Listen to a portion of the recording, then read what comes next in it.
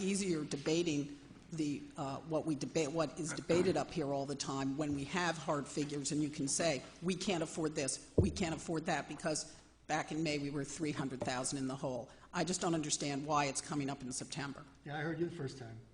The answer, to answer your point, is that last year in 2009, the budget for 2010 was set. Last September, as budget officer, I had submitted a budget on time that proposed a property tax freeze. That budget was defeated by a 3-2 vote by the predecessors of Councilwoman Hudak and Councilman Cullen, and by Councilman Gross, 3-2. So that property tax freeze was not in effect, and that budget was not made operative. That budget, however, the one that did pass with the tax increase, tax hike, was operative for 2010, and that budget and that document have been operative this year. Now we're in the process of cobbling together, pursuant to legal process, a budget for next year. My budget is due, again, September 30, on or about, and it will be delivered on time. It is my goal that we do not exceed the CPI, the Consumer Price Index, for an increase this year. And my personal goal is that the supervisor's budget will have feature a property tax freeze proposal.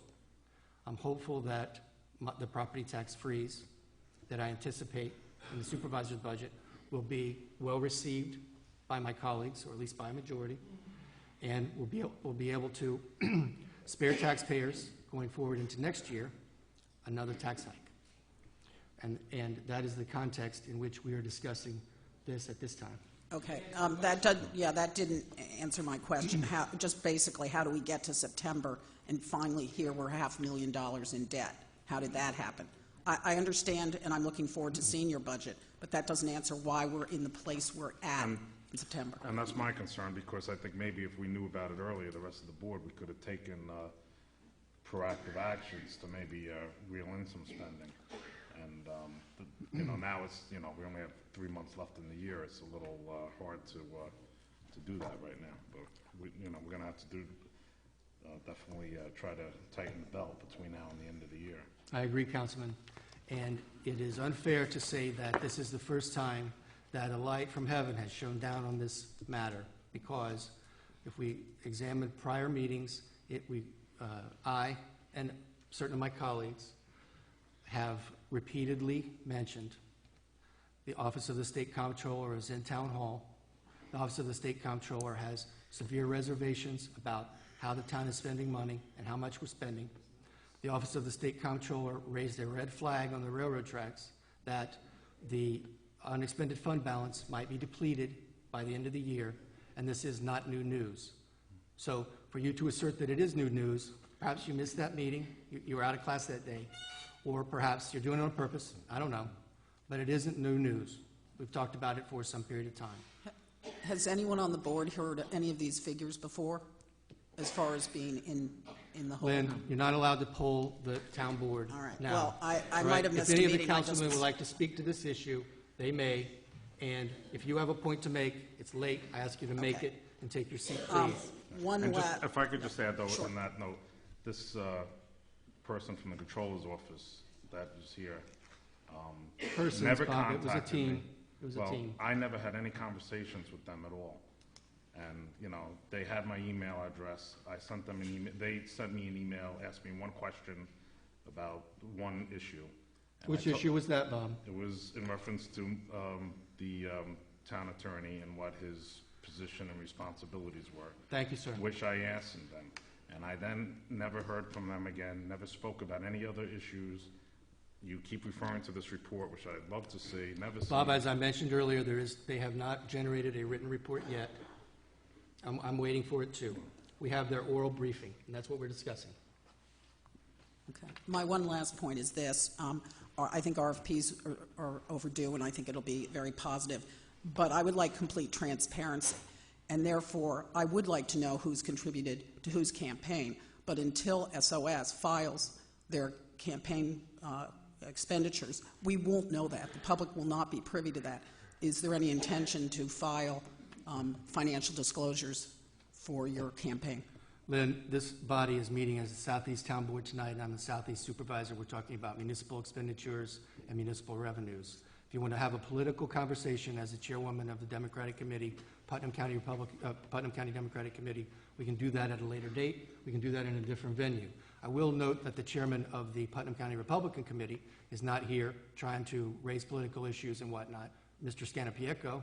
And in fact, my recollection is Mr. Scannapieco has never attended a town board meeting in Southeast and may not have attended any of the others. As far as I know, he hasn't. Because he doesn't live in Southeast. Yeah. Because he lives in Carmel, as far as I know, he's never attended a Carmel Town Board meeting either. He does go to the county ledge meetings, and you do too. You probably see him there. So if you want to raise all these political issues here, it's out of line, and we won't do it tonight.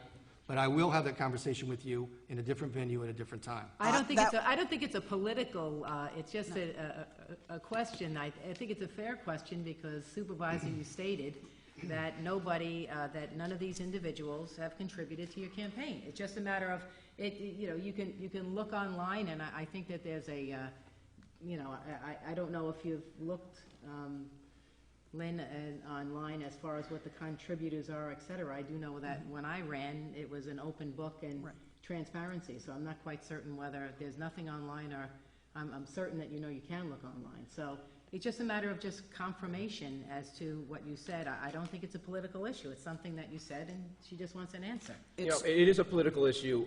You don't need to bring in a campaign contribution when we're talking about spending money and how the money is spent for the town. If you have a complaint about political issues, please file it. You're the Democratic chairperson of the county. You know the procedure, but I'm not going to answer political questions at a town board meeting in front of the Democratic chairperson. And I find it offensive that as a member of the committees here, that we are entertaining this. So let's get back onto the menu of RFPs going out, how we're going to save money for this community, and get off the record of how campaign contributions affect any of this. I will remind you Thank that you brought up campaign contributions, Okay. not me, and you Councilwoman- referred to okay, me as the Chairwoman. Democratic All right, chairwoman. You may you So lower you your voice. can't Pardon me, have it Chairwoman. all Pardon me, ways. Chairwoman. You may Thank you, lower your ma'am. voice and Thank take your you. seat. You may lower your voice and take your seat. Sir, did you have a public comment? You're welcome to make it. Thank Okay, you. Thank you, sir. All right.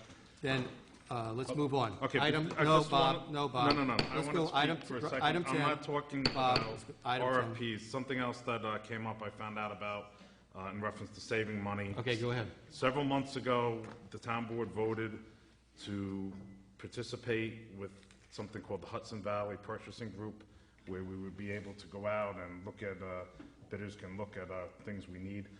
Yes, sir. I spoke to the woman from this organization based up in Albany, and she said that she never heard from us. She's waiting for a list of our vendors, and she doesn't know why we're not participating in this yet. So I'm just trying to find out what the holdup is, why we're not. She said that she's asked several times for a list of our vendors that she needs, and then that way she could send them a letter, and then we can then access the database. But, I mean, this was a couple of months ago, and, this was news to me, so. Right. Bob, thanks for pointing that out. Since you're in contact with her, what information have you sent to her, please? I don't have access to the list of our vendors. I'm not the You are a full-time councilman. employee. You absolutely have a list to all vendors. I don't have, But you can get that, Mr. Cullen. Okay, but- You're throwing out something here. I'm not for- throwing out something, You- but you- this you- is you- something that you touted as, and we supported as a way to save money, and there's, as usual, no follow-up and no follow-through. That's incorrect, Bob, and that's a mischaracterization. That's not what this woman told me. Bob, that's incorrect, and that's a mischaracterization. First of all, if you're in contact with her and you're trading information with her, you should CC all of us. If you're not, you can give us a heads up that you have had this communication, Yeah. and you need some information. You have not. Now, second of all, with respect to the concept of saving money, yes, we have participated in a number of such networks, like the county bid list, the state bid list, this one, and others, and we have utilized those in concrete ways in the last few weeks and few months since the opportunity for these savings has come up. For example, with respect to the copier here at Town Hall,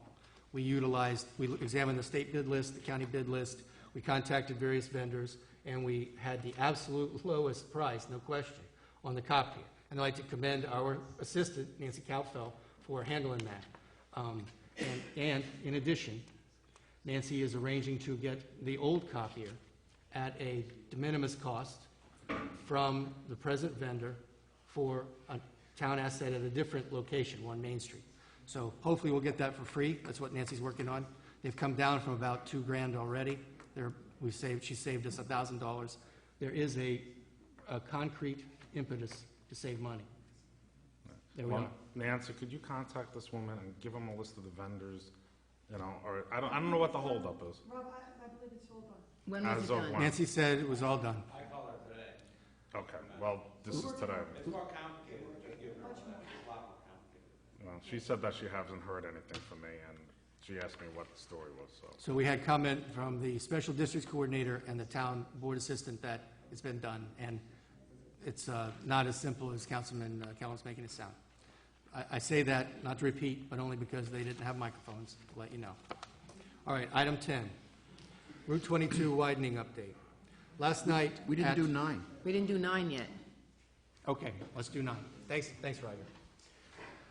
Item 9, Town Hall meeting update, reconsolidating the Village of Brewster and the Town of Southeast.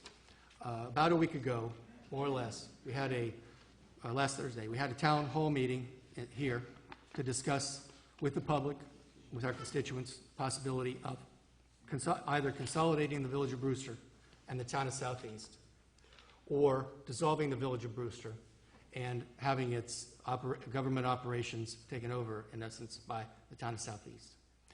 There was comment on both sides. Some were in favor of the idea of consolidation. Some were in favor of the idea of dissolution. And the reason I draw a distinction is there's a distinction in the enabling legislation that has facilitated the elimination of these 19th century holdovers on these tiny municipalities. And there was also commentary on the other side by persons who disfavored the idea. Many of those persons, of course, work for the village. So what we really need to do is, as a community, and as we decided by the consensus last week, to continue to deliberate and to inform ourselves about the benefits, which in my opinion are economic and social is illegal immigration, and any drawbacks, like the debt burden overhang on the Village of Brewster. The debt burden overhang is between $10 and $15 million. I'm not being cavalier. This board and other boards are wrestling with the village's financing, so we don't have a firm number. I'm not being cavalier. And the question is, what do we do with the debt? We are all determined, I and my colleagues, I don't mean to speak for anybody, they can speak for themselves as is obvious. We are all determined that the debt from the village will not spill over into the Town of Southeast. It will remain on the footprint of the village. That equation is established in the enabling legislation to dissolve the Village of Brewster. There is a question at the state level whether that equation is set forth in the consolidation option, and we have asked the Attorney General to look at that and issue a ruling because it's a new issue at the state level, and that's why they're confused, and we're looking to them for some guidance. The bottom line is, as I mentioned, we're all committed, the debt stays on the village, and if we create a special district for the village to pay, then that's the option we'll take, whether we dissolve the village, whether the community decides to dissolve the village or to consolidate the village or not. Is there further comment?